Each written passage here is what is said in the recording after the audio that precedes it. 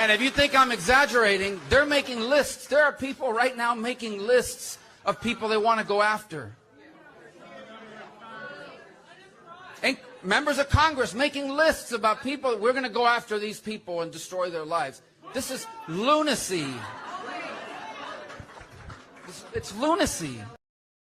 Welcome back to MAGA News Central. Marco Rubio just delivered a warning that left the room silent. He says the biggest political scam in America isn't the radical left, it's the politicians who campaign as moderates and then vote exactly like AOC once they get to Washington. Let's get into it. In normal times, it's rare to get people like this to run for office and serve. But I want to talk to you about the other reality.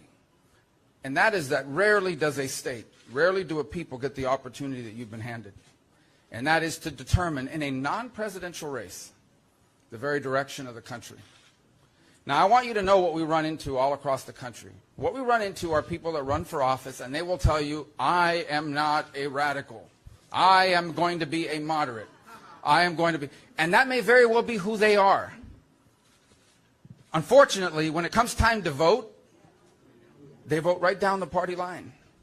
I'm not going to say who it is, but the other day on television, I saw one of these so-called moderate Democratic members of the Senate. And I believe he is. I believe that that's exactly who he is. That's just not how he votes. And so on issue after issue, that's not how they vote.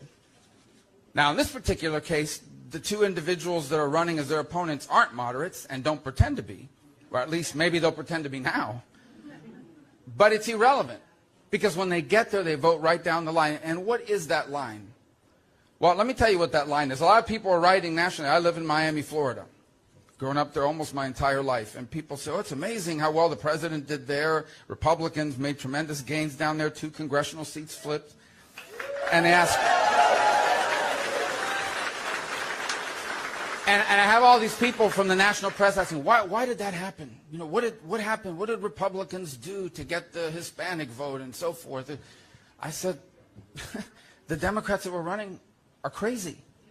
They're crazy things that they're talking about doing. And normal people don't like crazy things. What do I mean by crazy? This is real crazy. These are crazy things they don't like. They don't think, look, everybody supports the First Amendment. Well, I shouldn't say everybody, but we should all support the First Amendment right to protest. If there's a problem and you don't like it, you have every right in the world to protest. That's a key part of our rights and of our country. You don't have a right to burn down a city. You don't have a right to take over a street.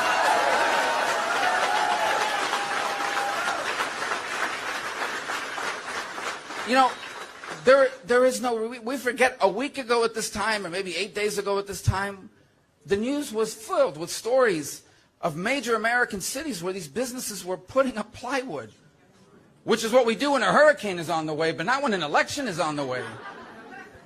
And I assure you, they weren't putting up that plywood because conservatives were going to be upset at the outcome of an election.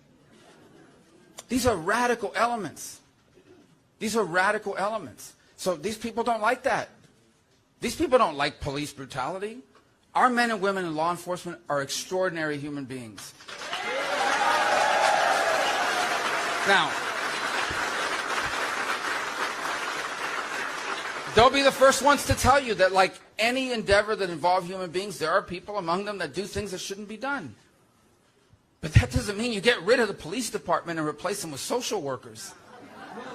Because if, God forbid, tonight someone breaks into your home and holds your family at gunpoint, you don't want a grief counselor. You don't want somebody there to sort of talk them through it. You want police officers to show up and save your life and your family's life. And so they think defunding the police is crazy. They think it's crazy.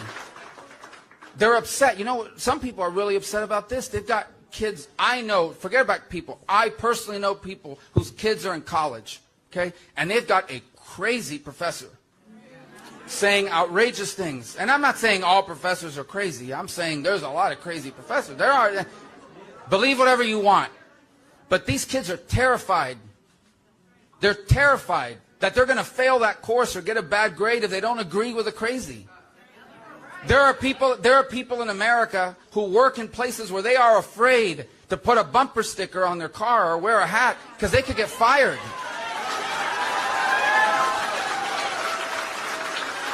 And And if you think I'm exaggerating, they're making lists. There are people right now making lists of people they want to go after. And members of Congress making lists about people. We're going to go after these people and destroy their lives. This is lunacy. It's lunacy. So yeah, normal people, normal people that want to own a home and raise their family in a safe community and retire with dignity and have a country that's safe and stable and give their children a chance at a better life, they're going to vote against people that are crazy and that want to undermine all of that. And that's what's at stake in this election. Because if we don't control the United States Senate, that is the agenda that's going to be pushed. And it doesn't matter. It doesn't even matter if the majority of the Democrats, if you polled them and gave them truth serum, were not in favor of it. Because all the energy in that party, all the money in that party, all the people who get on the cover of magazines in that party are in favor of these radical things. Rubio opened with a message that went far beyond one election. He argued that many Democrat candidates spend months telling voters they're reasonable, pragmatic, and willing to work across the aisle. They distance themselves from the loudest voices in their party and promise to represent common sense. But according to Rubio, everything changes once they arrive in Washington. When the votes matter, they fall right in line. He explained that it doesn't matter how moderate someone sounds during campaign season if, once elected, they consistently support the same agenda as the party's progressive leadership. To Rubio, that's where voters are being misled. He wasn't just criticizing personalities, he was challenging what he sees as the difference between campaign promises and congressional reality. Rubio then shifted to issues he believes everyday Americans care about most. He pointed to businesses boarding up storefronts during periods of unrest, arguing that ordinary families, not politicians, were the ones paying the price. He defended law enforcement, saying the overwhelming majority of officers serve honorably while acknowledging that misconduct should always be addressed. But he rejected the idea that reducing or replacing police departments was the answer. His argument was simple. When families face real danger, they expect trained officers to respond, not political slogans or experimental policies. Rubio said that's why so many voters began questioning the direction of the Democratic Party. For him, this wasn't about partisan politics. It was about public safety, stability, and protecting everyday communities. Rubio then moved beyond policing and into what he described as a growing culture of political intimidation. He spoke about Americans who feel uncomfortable expressing their political beliefs at work, on college campuses, or even in their own neighborhoods. He argued that too many people fear professional or social consequences simply for holding unpopular opinions. According to Rubio, politics today is no longer just about taxes or spending. It's about whether people feel free to speak without fear of being punished or silenced. That, he said, is a warning every American should take seriously. If you're enjoying this breakdown and want more congressional hearings, political debates, and moments the mainstream media often overlooks, click that subscribe button and join the MAGA News Central community.